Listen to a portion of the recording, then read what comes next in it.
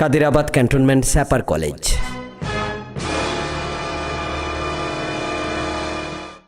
Bismillahirrahmanirrahim. Assalamu alaikum, my dear student. We are talking about first paper English class.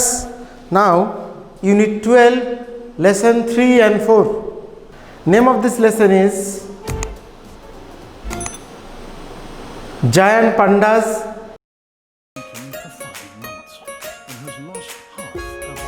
and Threats to Tigers.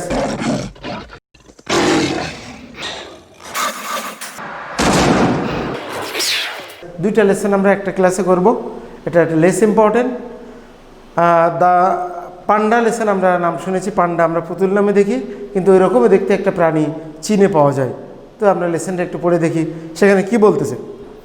দো they are one of the most beloved animals species on earth, সবচেয়ে ভালোবাসার প্রাণী হচ্ছে পান্ডা। বাচ্চারা পান্ডা তো একটা তাদের সাথী বন্ধু হিসেবে গ্রহণ করে সবাই। Pandas are not safe from the devastating effects of climate change. Climate চেঞ্জের এই মারাত্মক ধ্বংসাত্মক ঝুঁকি থেকে পান্ডারা নিরাপদ নয়। According to a new study, একটা নতুন গবেষণায় দেখা গিয়েছে প্রজেক্টেড টেম্পারেচার সম্ভাব্য increase in China over the next century will likely seriously hinder bamboos. বাঁশ পান্ডার একমাত্র খাবার হচ্ছে বাঁশ।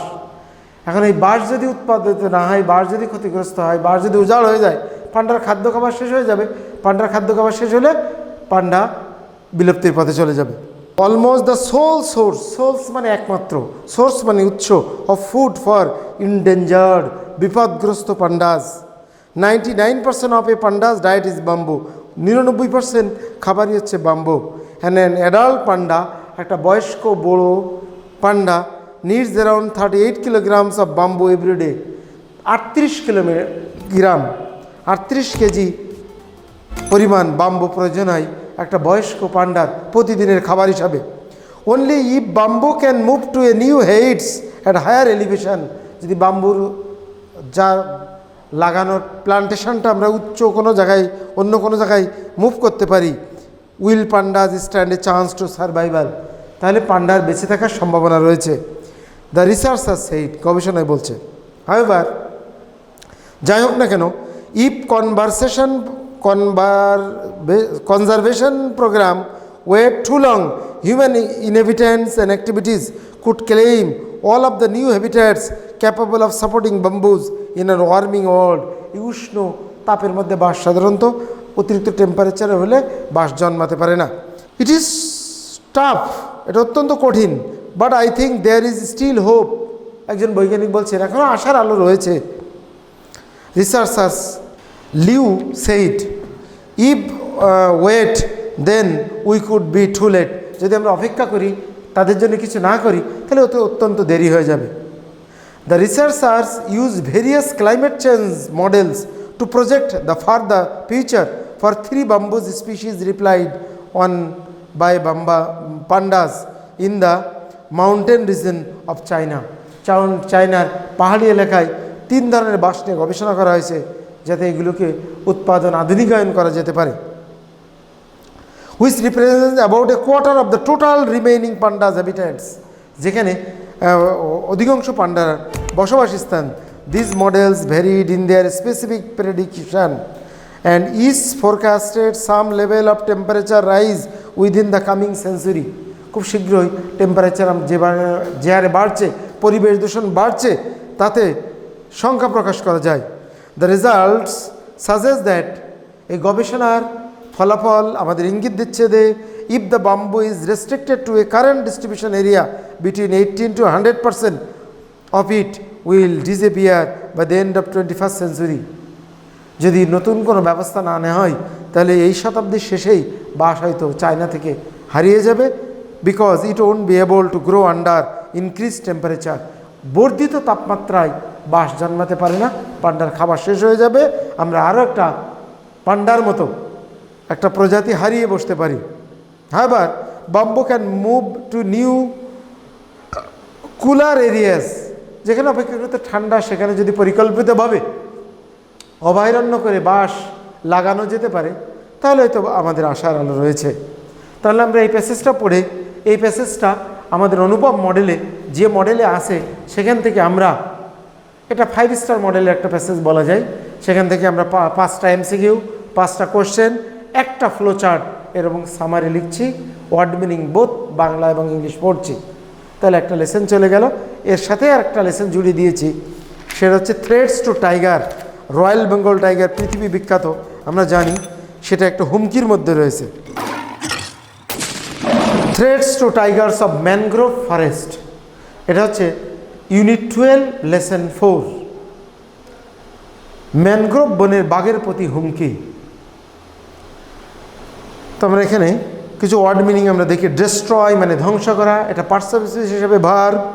ইরোশন মানে ক্ষয়, এটা নাউন। ভার্ব হচ্ছে, কে বলতে পারে এর ভার্ব হচ্ছে, কে বলো, মনে মনে দেখি মেলে কিনা। ইরোড ক্ষয় হওয়া। কোস্ট লাইন উপকূল রেখা, নাউন। থ্রেটেন বিপদগ্রস্ত, বিপন্ন। এভিডেন্ট প্রমাণ্য, স্পষ্ট। এক্সটেন্ড বিস্তার করা। রিসিড সরে যাওয়া। ভ্যানিশিং বিলুপ্ত হওয়া। এক্সট্রিম চরম। ইন্ডিকেট নির্দেশ করা। শিল্ড সুরক্ষা দেওয়া। থ্রাইভ সমৃদ্ধি লাভ করা। ডিগ্রেড খারাপ করে ফেলা। ইনএভিটেবলি অনিবার্যভাবে। আমরা ওয়ার্ড মিনিংটা বাংলা দেখে নিলাম ফর বেটার আন্ডারস্ট্যান্ডিং প্যাসেজ। এখন আমরা প্যাসেজটা একটু পড়ে দেখি কি বলছে। A vast mangrove forest shared by Bangladesh and India. আমরা জানি সুন্দরবনের 60% আমাদের রয়েছে বাংলাদেশে, 40% ইন্ডিয়াতে। And is home of possibly 500 Bengal tigers. এখানে এক গবেষণায় দেখা গেছে সেখানে প্রায় 500টার মতো রয়্যাল বেঙ্গল টাইগার রয়েছে আমাদের সুন্দরবনের মধ্যে। Is being rapidly destroyed by erosion, ভাঙনের ফলে এটা ধ্বংসপ্রাপ্ত হচ্ছে। রাইজিং সি লেভেল, সমুদ্রের লেভেল বেড়ে যাওয়ার কারণে।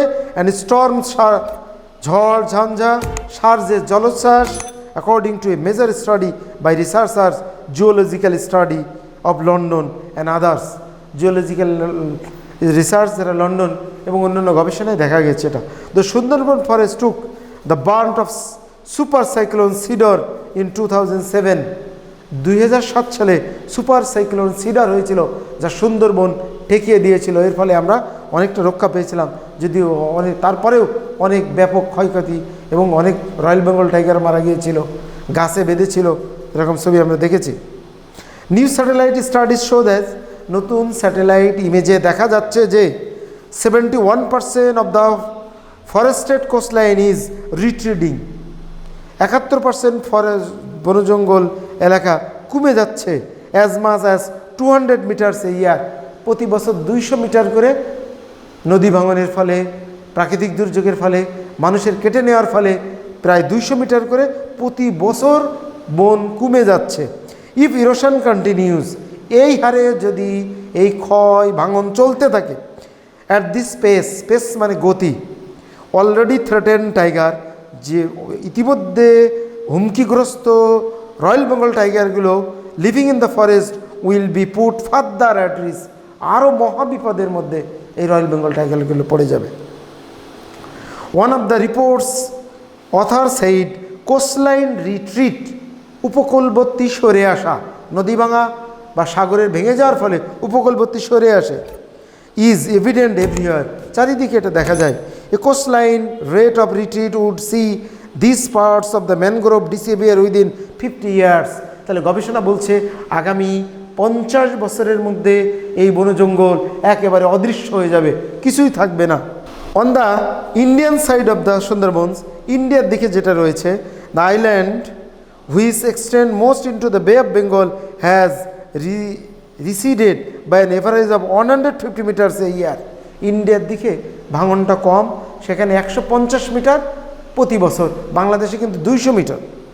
Within the maximum of just 200 metres, this could see the disappearance of the island in about 20 years. এতে বিভিন্ন দ্বীপ 20 বছরে সুন্দরবন থেকে হারিয়ে যাবে। Last para, the Sundarban is known for vanishing islands and the scientist said that the current retreat of the mangrove forest, এই যে mangrove বনাঞ্চল হারিয়ে যাওয়া, কমে যাওয়া, on the southern coast line is not normal, এটা স্বাভাবিক গতিতে না, এটা অস্বাভাবিক। The cause of increase coast line retreat and other than the direct anthropogenic include increase frequency of storm surges, তাতে আমাদের ঘন ঘন ঘূর্ণিঝড়, তারপরে সার্জেস, জলোচ্ছ্বাস and other extreme natural events, অন্যান্য চরম প্রাকৃতিক দুর্যোগ যেমন খরা হতে পারে, and other rises in the sea level, increase salinity, সমুদ্রের পানির লবণাক্ততার পরিমাণ বৃদ্ধি, which increase the vulnerability of mangroves, said Petro Rail, একজন গবেষক যিনি বলছেন। তাহলে আমরা দেখলাম পান্ডা, যেটা চীনের একটি প্রাণী, আমাদের দেশে নাই, আমাদের দেশের বাচ্চারা পুতুল হিসাবে এগুলো কেনে, এটা ব্যাপক হুমকির মধ্যে রয়েছে। আমাদের দেশে একটি জগৎ বিখ্যাত রয়েছে রয়্যাল বেঙ্গল টাইগার, যেটা সুন্দরবনে অবস্থান করছে, সেটা সংখ্যা পরিসংখ্যানে দেখা যাচ্ছে প্রায় 500-র মতো, তারাও ব্যাপক হুমকির মধ্যে আছে। এটা দুটো প্যাসেজ আমাদের এনভায়রনমেন্ট অ্যান্ড নেচারের মধ্যে গুরুত্বপূর্ণ, আমরা কম গুরুত্ব দিয়ে এটা পড়বো। এর মডেলের আমরা এখান থেকেও চারটা করে কোশ্চেন করবো, তো দেখে নিই। তাহলে আমরা প্রথমত অড মিনিং, কোশ্চেন অ্যান্সার মাত্র 5টা করে, আমি আর কোশ্চেনগুলো পড়ে দেখালাম না, প্যাসেজ থেকে প্রথম 5টা, এবং এটা খাতায় লিখবো, ফ্লোচার্ট একটা করে ফার্স্ট অন, এবং প্রত্যেকটা প্যাসেজের আমরা সামারি লিখব। এতে আমাদের একটা আইডিয়াটা ক্লিয়ার হয়ে যাবে, আমরা সুন্দর করে বুঝতে পারবো। তাহলে এটাই আপনাদের হোমওয়ার্ক। মডেল দেখে নিই। হোমওয়ার্ক আমরা এখান থেকে একটু কমাই দিচ্ছি, এমসিকিউ 20টার পরিবর্তে 5টা, কোশ্চেন অ্যান্সার 5টা লেখা আছে, ফ্লোচার্ট একটা, সামারি রাইটিং একটা করে। এটা ছিল আমাদের এটা 3য় class. Thank you very much. আমরা অবশ্যই এটা পড়বো, রিভিশন করব, লিখব। Thank you very much.